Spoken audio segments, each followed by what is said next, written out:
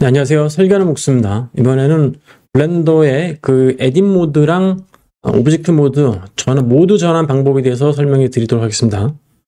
전환 방법은 간단합니다. 그냥 탭키 누르시면 되거든요.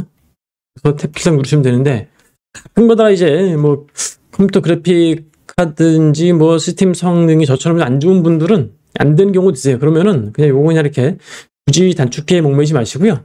이렇게 8 모드, 모드 이렇게 이런 식으로 구분하시면 되겠습니다. 그 모드 전환은 에딧 모드랑 그 오브젝트 모드가 대표적인 것이지만 꼭 이것만 존재하는 건 아니고요. 여기 보신 것처럼 스커프트 모드, 버텍스, 페인트 이 상태로 여러 가지 바꿀 수가 있어요. 그런데 이제 BIM 설계자 입장에서는 이제 대부분 어떤 오브젝트를 다루는 사람 입장이기 때문에 굳이 이런 거는 좀 모르셔도 두 가지만 주로 하시면 되겠습니다. 이렇게 모델링 단계에서도 뭐 대부분 다 마찬가지고요. 레이아웃이라든지 여기서도 마찬가지. 스크래프트 모드로 들어갔는데 이게 그때 필요할 때만 쓰는 거고요. 예. 근데 제가 이제 너무 간단한데 뭐 별도로 영상을 준비한 이유가 사실은 존재합니다. 이게 뭐냐면은 이제 기본 구조에 대한 이야기입니다. 이제 블렌더라는 개념 자체가 소프트웨어 자체가 모든 거를 기본적으로 이렇게 에딧 모드랑 에이트 모드로 오브젝트 분리된 이유가 개체 관리를 오브젝트 단위로 하게 돼 있고요. 여기서 하나를 더 만들면은 예를 들어서 뭐 실린더를 하나 만들어 볼게요. 만들어 놓고 빼면은 자동으로 여기 우측에 있는 아웃라이너에 이렇게 두 개로 구분되는 방식이에요. 이게 왜 이 얘기를 하냐면은 선택을 하고 에딧 모드 들어가서 다시 편집을 할 수가 있거든요. 다시 이걸 빼고 편집할 수 있고. 이게 왜 저희가 이제 건축적이라고 보냐면은 예를 들어서 이런 게 있습니다. 이제 지금 이게 아치라인에서 이제 복합벽이에요. 재료가 콘크리트 벽이 있고 단열이 있고 두 개가 있는데 이게 사실은 이제 연결되어 있는 거죠. 이렇게 이 상태를 한번 저희가 FBX로 내보내 보도록 하겠습니다. 내보내기.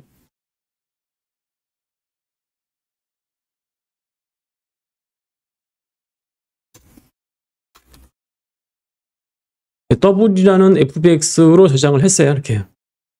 그러면 이제 이게 이제 그 선택을 하게 되면 아치라인에서는 그냥 오브젝트 하나거든요. 이렇게 하나인데 여기 하나로 이제 복합벽이 되어 있는 겁니다. 이렇게 두 개가 연결되어 있는 이런 방식으로 되어 있는데 그 데이터를 블렌더에서 한번 가져와 볼게요. import fbx 더블이라는 이름으로 되어 있는데 요겁니다. 요거 정보가 없기 때문에 이거 체크를 안 하셔도 뭐 들어오진 않습니다. 자, 그러면 이게 어떤 생각이 벌어지냐면은 거기서는 아치라인에서는 이게 하나로 묶여 있었거든요. 그런데 이거는 이제 블렌더로 들어오면은 이렇게 딱 두 개로 구분이 돼요. 이렇게 이게 어떤 개념으로 되어 있냐면은 재료가 다른 거는 이렇게 다 구분되어 있다 이렇게 보시면 되겠습니다. 이렇게 이거 저희가 이제 빔 소프트웨어를 이렇게 좀 편집하기 쉬운 이유가 이게 블렌더 자체가 재료별로 이렇게 구분되어 있는 거 오브젝트별로. 예. 그래서 자 여기서 이 부분을 만약에 안 보이게 하겠다 그러면 여기 안에 보면 두 개 중에 밑에 거 있죠. 이 부분 눈 모양 클릭하시면은 지운 건 아니고요. 이렇게 안 보이게 된 거거든요. 이렇게 되기도 하고 이런 식으로요. 자, 요게 이제 이렇게 보면은 재료까지도 보이죠. 이렇게 이런 식으로. 네, 이렇게 재료가 이렇게 보이기도 합니다. 선택을 하고 에딧 모드 들어가서 편집을 할 수가 있는 거죠. 다시 한번요. 자, 그러면 모든 소프트웨어 다 그러냐? 사실은 그렇지는 않습니다. 이제 자, 예를 들어서 해당 스케치업을 보도록 할게요. 스케치업에서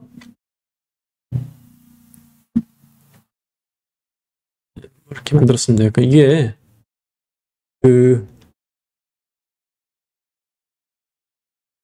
이렇게 면 단위로 돼 있어요. 기본으로. 물론 이제 이렇게 안 할 수도 있습니다. 이게 스케치업 같은 경우에 선택을 해서 이걸 그룹으로 바꾸잖아요.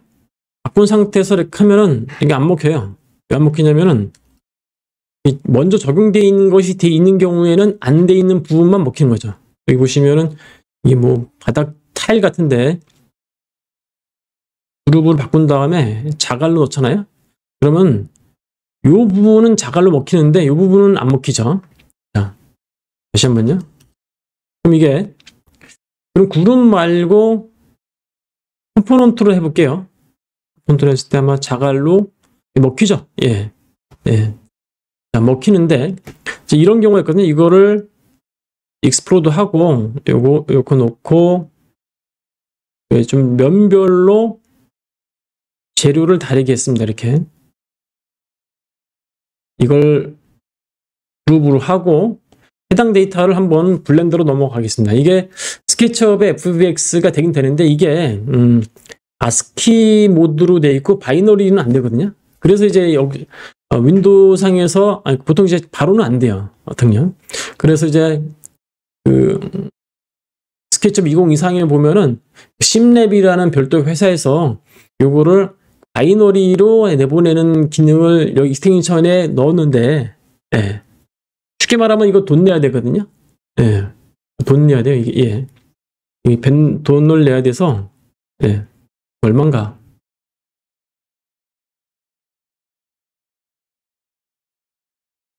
프리로 돼 있네. 예, 뭐. 아마 정기 구독이 또 별것도 아닌 거 가지고 또 돈을 또 내라 그러니까, 예, 예, 하여튼 좀 그렇네요. 예. 그래서 저는 그렇게는 안 하고요. 이거를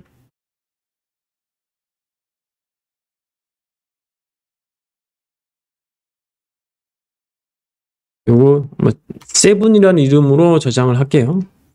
저는 이제 라이노를 갖고 있기 때문에 라이노에서 스케치업 파일을 열 수가 있습니다. 이렇게 해서 세븐이라는 스케치업 파일을 그냥 열어요. 트림드 플레인은 좀 깨끗하게 되어 있는 걸로 하고요. 이거를 렌더드를 하면은 이제 재질까지 다 보이거든요. 이런 식으로요. 예. 그럼 여기서 라이노에서는 이 데이터를 다시 한번 FBX로 전환할 수가 있습니다. FBX. 이거는 77로 해볼게요. 여기 텍스처까지 같이 가는 걸로 해가지고 있고 미리 보기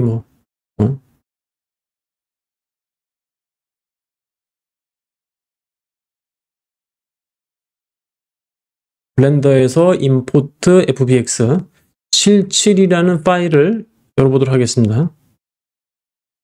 그럼 어떤 현상이 벌어지냐면 이런 현상이 벌어집니다. 이게 이렇게 보면 이제 재료가 보이죠.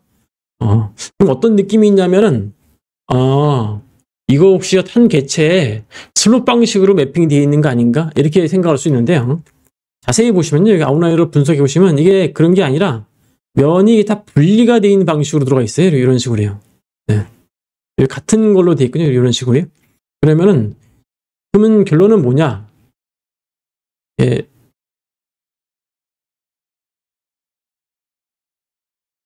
이게 오브젝트 모드에서도 각각의 오브젝트가 아니라 면이 다 분리되어 있는 방식으로 들어가 있습니다. 이게 스케치업이라는 라이노도 마찬가지인데요. 스케치업이라는 소프트웨어가 이제 컨셉 모델링 소프트웨어이다 보니까 이게 그 서페이스, 그러니까 덩어리 개념으로 모델링하는 것이 아니라 그냥 선과 면 단위로 하는 방식이라서 이 작업은 편한데 그리기는 편하죠. 그리기는 편한데 이 데이터 관리가 상당히 좀 어렵습니다. 이게 물론 이제 빔 소프트웨어로 넘어간다든지 하여튼 이게 좀 언뜻 보기에는 접속은 쉬운데 건축적이라고 보진 않습니다. 왜 그러냐면은 건축이나 인테리어는 모든 재료 단위로 이제 마감재가 들어가 있거든요. 나무 판때기 이렇게 유리 이런 식으로 다 덩어리지. 이게 실제 현실적으로 집 짓는 공간에 면이라는 개념은 생활 공간에 그런 건 존재하지 않거든요. 예. 우리가 생각하는 종이라는 것도 이 종이 면이 아니라 아주 두께가 엄청나게 얇은 하나의 박스죠. 사실은 박스. 이제 그렇기 때문에 앞면과 뒷면이 다 존재하는 개념입니다. 스케치업은 이게 이제 없는 거예요. 사실 이게 여기서 익스플로드 시켜가지고 요거죠. 요 두께라는 개념 자체가 요게 두께가 없어요. 사실요. 사실은 그러니까 건축 개념에서는 이게 0.0001이라도 있긴 있는 거거든요. 근데 이건 없는 거로 나와요.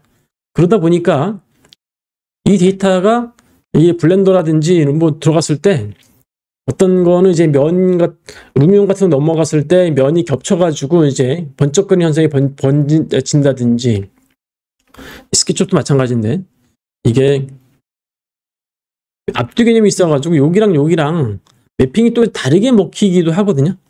예, 예, 그렇죠. 이 보신 것처럼 이런 것 때문에 이쪽이랑 매핑을 다르게 할 수 있는 겁니다. 이게 컴퓨터 그래픽 개념에서는 맞습니다. 이게 맞는데 건축적 개념에서는 이런 건 존재하지 않아요. 사실 현실적으로.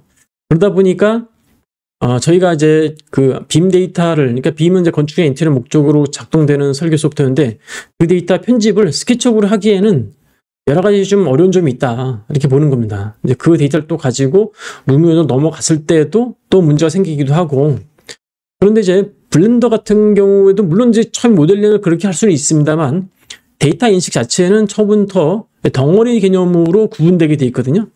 이제 그러다 보니까 이 에딧 모드랑 오브젝트 모드가 분리되어 있는 방식이 좀 전체 워크 프로세스상 상당히 유리한 점이 있습니다. 이게 기본으로 항상 구분되어 있는 방식이라서 이렇게 더블 방식으로, 요것을 저희가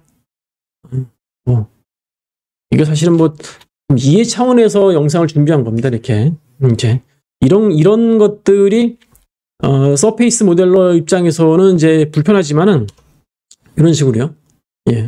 이게 이제 빔 설계자 입장에서는 이게 편한 겁니다. 이게 맞는 거고요. 데이터 커졌을 때도 관리하기도 편하고, 이렇게 보시면 되겠습니다.